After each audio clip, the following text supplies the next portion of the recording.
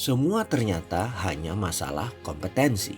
Tingkat pembelajaran manusia mulai dari yang terendah sampai dengan mencapai tingkat kompetens secara sederhana dapat dibagi menjadi 4 tahapan, yaitu 1. Unconscious incompetence. Nomor 2. Conscious incompetence. Nomor 3. Conscious competence. Dan yang terakhir nomor 4. Unconscious competence. Sebagai contoh, karena kita berfokus pada kompetensi kemakmuran, maka kita memilih berbisnis. Ketika kita benar-benar belum memahami apa itu bisnis, maka dapat dikatakan kita berada dalam tahapan unconscious incompetence.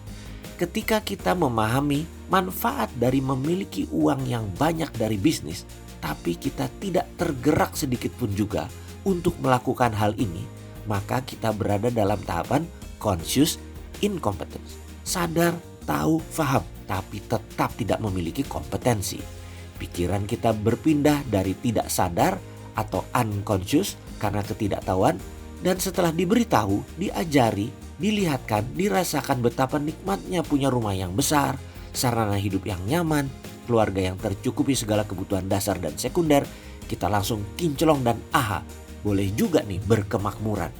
Ketika kita memahami manfaat dari bisnis, lalu kita mencoba untuk melakukannya secara susah payah. Perlu banyak usaha, banyak gagal, banyak investasi lagi, banyak cari ilmu lagi, banyak berteman lagi, cari modal, network, partner, supply, dan mental yang sangat kuat dan berani. Seringkali terhenti untuk kemudian memulai lagi dari nol kembali. Itu menandakan kita sudah mencapai tahapan conscious competence, tahap ketiga.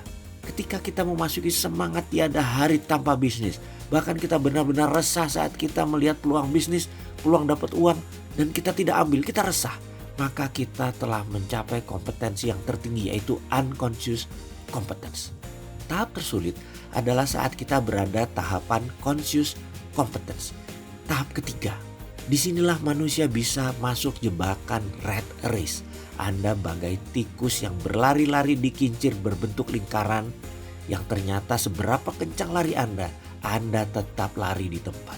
Jadi, bagaimana supaya kita berada dalam unconscious competence dalam bidang kemakmuran? Masuk level 4. Banyak cara pastinya. Kita dapat menetapkan cara lambat yang alami atau cara cepat untuk meningkatkan kompetensi ini. Dan akhirnya semua kembali pada kita.